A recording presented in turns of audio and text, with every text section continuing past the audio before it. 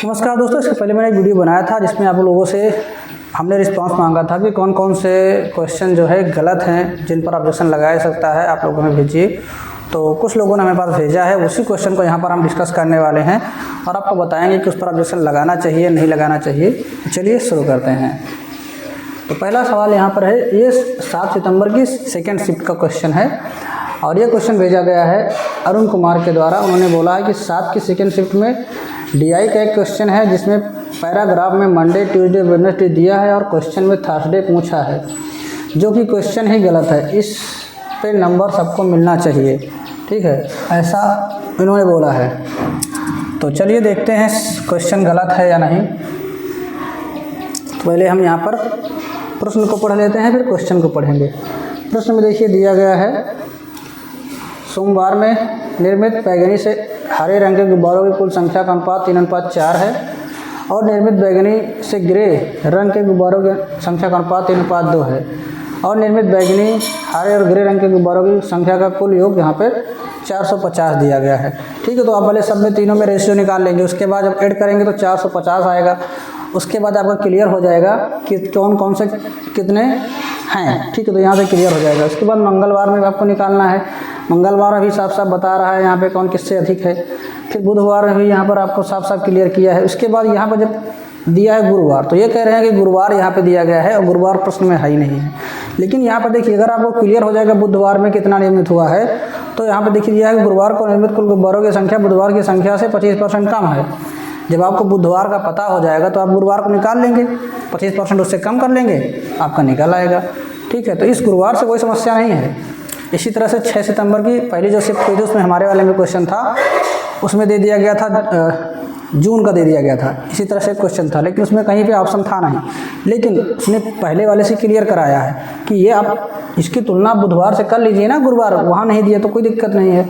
तो उस हिसाब से यहाँ पे ये क्वेश्चन सही है, इस पर आप ऑब्जेक्शन नहीं लगाना है। ठीक है, चलिए नेक्स्ट क्वेश्चन पे चलते हैं। दूसरा क्वेश्चन यहाँ पे दिया गया है, ये लैंग्वेज वाला है। देखिए इसमें क्या समस्या है, दिए गए वर्षों में विषम वर्षों में कंपनी द्वारा अर्जित लाभ। ठीक है, मैटर यहाँ पे कहाँ गड़बड़ है, अर्जित लाभ करोड़ में ज्ञात कीजिए। ठीक, आपसे पूछा है अर्जित लाभ करोड़ में ज्ञात कीजिए, लेकिन इंग्लिश में क्या दे दिया है, what is the average profit earned by the company. यानी कि इंग्लिश में एवरेज पूछा है और हिंदी में सिर्फ आपसे पूछ लिया है अर्जित लाभ। तो कुछ लोग जो हिंदी पढ़ के दिए हुए हैं उन्होंने कुल अर्जित लाभ निकाला। अब उस हिसाब से पता नहीं ऑप्शन था या नहीं था, लेकिन आंसर जो था यहाँ पे एवरेज के हिसाब से दिया गया है। अब ये क्वेश्चन पूछा गया है, देख लेते हैं। शायद इस पर हमने नहीं लगाया है, लेकिन देखिए यहाँ पर गड़बड़ी क्या थी, यहाँ पे जो विसंगति थी वो लैंग्वेज वाली थी कि इंग्लिश वाला सही है, हिंदी वाला गलत है। अब इस पर ऑब्जेक्शन लगाना चाहिए कि नहीं लगाना चाहिए। वैसे तो ऑब्जेक्शन लगाना चाहिए, लेकिन यहाँ पर आप देखेंगे आपके प्रश्न पत्र में साफ साफ दिया हुआ है। 6 नंबर का प्रश्न पत्र आप ओपन करके देखेंगे यहाँ पे, तो देखेंगे दिखाया गया है साफ साफ। मैंने इसको जूम करके ऊपर कर दिया है। यदि किसी प्रश्न के हिंदी व अंग्रेजी रूपांतरण में किसी प्रकार के कोई मुद्रण या तथ्यात्मक प्रकार की अस्पष्टता या त्रुटि हो तो प्रश्न का अंग्रेजी रूपांतरण मान्य होगा। अब इसके हिसाब से आप इस पर ऑब्जेक्शन नहीं लगा सकते, क्योंकि अगर आप लगाएंगे तो आपका पैसा वेस्ट होगा, उसके बाद आयोग मानेगा नहीं। ठीक है, अगर वो मान जाए तो अलग बात है, लेकिन उसके कहने के हिसाब से यहाँ पे प्रश्न पत्र में सबसे पहले ही लिख दिया है अगर अंग्रेजी और हिंदी में कोई त्रुटि होती है तो अंग्रेजी वाला संस्करण मान्य होगा। तो इसके हिसाब से यहाँ पर हम ऑब्जेक्शन नहीं लगा सकते। लेकिन सवाल पूरी तरह से गलत है, क्योंकि जो बच्चे इंग्लिश पढ़ के नहीं पेपर देते, सिर्फ हिंदी पढ़ के देते हैं, उनको क्या पता कि एवरेज पूछा जा रहा है नीचे कि क्या पूछा जा रहा है। वो सिर्फ हिंदी में पढ़ते हैं, उसके हिसाब से जो है ऑप्शन चूज करते हैं। लेकिन यहाँ पे चीज़ और ध्यान देना चाहिए, अगर मान लो आप टोटल कर रहे हैं उसके बाद आपका आंसर नहीं आ रहा है, तो एक बार आपको क्वेश्चन जो है इंग्लिश से पढ़ना चाहिए। ठीक है, कि इंग्लिश में क्या लिखा गया है, क्रॉस चेक करने के लिए दोनों ऑप्शन जो है आपको चूज़ करने चाहिए। इंग्लिश वाला भी आपको देखना चाहिए, हिंदी वाला भी देखना चाहिए।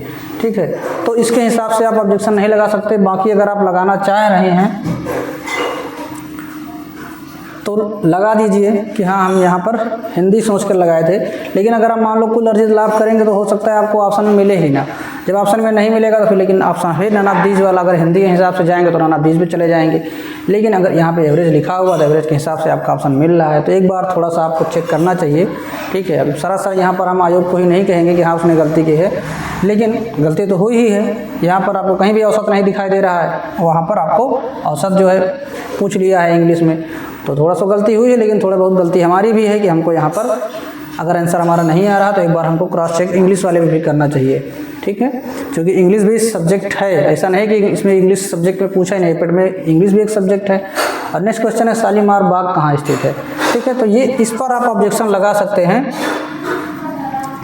ये आपका जो है 7 शिफ्ट का यानी 7 सितंबर का शिफ्ट पहला है, पहले शिफ्ट का ये क्वेश्चन है शालीमार बाग कहाँ स्थित है। तो शालीमार बाग अब ये 2 जगह पे स्थित है, एक दिल्ली में भी स्थित है, दिल्ली भी ऑप्शन में था, और आपका श्रीनगर है, श्रीनगर भी ऑप्शन था, तो दोनों जगह स्थित है। तो इस पर आप ऑब्जेक्शन लगा सकते हैं। ठीक है, अब ये पता नहीं एग्जाम पेपर जो बनाने वाले हैं वो कैसे बनाते हैं, इसका प्रूफ भी हम आपको दे देते हैं। देखिए, शायद इसका प्रूफ लगाया तो था मैंने, नहीं लगा है, चलिए कोई बात नहीं। इसका प्रूफ आपको मिलेगा गूगल पे, आप चेक करेंगे तो आपको श्रीनगर भी मिल जाएगा, दिल्ली भी मिल जाएगा, दोनों ऑप्शन दिखाई देंगे। ठीक है, तो इस पर आप प्रूफ लगा सकते हैं। और शालीमार श्रीनगर वाला तो इसकी वेबसाइट पर दे दिया गया है, डायरेक्ट श्रीनगर की वेबसाइट पर जाएंगे तो आपको वहाँ पे मिल जाएगा। उसके बाद देखिए ये 6 सितंबर का शिफ्ट 2 है, ये है अर्षित रॉक के द्वारा 6 सितंबर सेकेंड शिफ्ट में रीजनिंग क्वेश्चन में सुचेता की 3 बेटियां हैं और प्रत्येक का एक भाई है, तो परिवार में कुल कितने पुरुष है, जबकि सुचेता का लिंग निर्धारण नहीं है कि वह महिला है कि पुरुष है। तो इसका उत्तर 2 कैसे होगा, इनके द्वारा ये कहा जा रहा है। ठीक है, सॉरी सुचेता नहीं सुकेत है, सुचेता नहीं है, यहाँ पे इन्होंने सुचेता लिखा है, सुचेता नहीं है, सुकेत है। ठीक है, सुचेता होता तो महिला होती, लेकिन यहाँ पे सुकेत नाम से अब हमें तो जेंडर यहाँ पे मेल लग रहा है। अब आप लोग पता नहीं कैसे कंफ्यूज हैं कि फीमेल भी हो सकती है। भाई सुकेत किसी आदमी का नाम, अगर सुकेता होता तो हम मान के चलते थे कि हाँ वो लड़की हो सकती थी, लेकिन सुकेत तो किसी व्यक्ति का ही नाम होगा, आदमी का ही तो नाम है, तो उसके हिसाब से एक आदमी हो गया।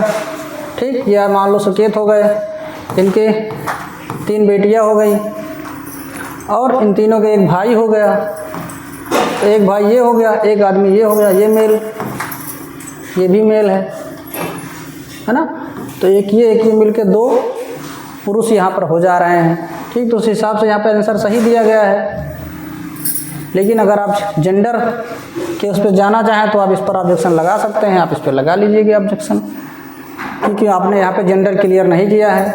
अब मुझे तो क्लियर लग रहा है, अगर आपको नहीं लग रहा है कि हाँ यहाँ पर सुकेत महिला है या पुरुष है, तो आप ऑब्जेक्शन इस पर लगा सकते हैं। ठीक है, बाकी हमारे हिसाब से तो सही है। उसके बाद कुछ लोगों को क्वेश्चन आया है 7 का सेकेंड शिफ्ट का क्वेश्चन नंबर 45 है, आंसर गलत है, आंसर आयरिश सही है।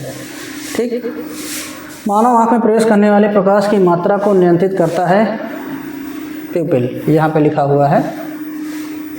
ठीक, और इंग्लिश में भी यहाँ पे लिखा हुआ। अब इसका हम प्रूफ आपको दिखाते हैं पहले, उसके बाद आप क्लियर करिएगा। देखिए ये क्वेश्चन है, टेक्स्ट बुक पे दिया गया, the amount of light entering the eyes is controlled by the, answer इन्होंने आयरिश लगाया है। The amount of light entering the human eyes is controlled by the, English के हिसाब से यहाँ पर कौन सा सही है, आयरिश सही है। लेकिन वहीं पर जब दूसरा क्वेश्चन हम देखेंगे टेक्स्ट बुक के द्वारा ही, तो देखिए यहाँ पर सेम क्वेश्चन है, प्यूपिल माना है। ठीक, तो टेक्स्ट बुक के द्वारा भी प्यूपिल माना गया है दूसरे क्वेश्चन में। वहीं पर आप देखिए एक प्रेप है, इस पर भी प्यूपिल दिया गया है। एक और है ये वेदांतु का नाम आपने सुना होगा, यहाँ पर भी देखिए आप देखेंगे आंसर प्यूपिल दिया गया है, तो इसका आंसर प्यूपिल सही है। ठीक है, आयरिश नहीं होगा। तो ये वाला टेक्स्ट बुक ने गलत दिया हुआ है, इन्होंने ही बाद में देखिए टेक्स्ट बुक यहाँ पे लिखा हुआ है और यहाँ पे प्यूपिल माना हुआ है। ठीक है, और ये क्वेश्चन रेलवे ग्रुप डी में भी पूछा गया है 24 सितंबर 2018 को।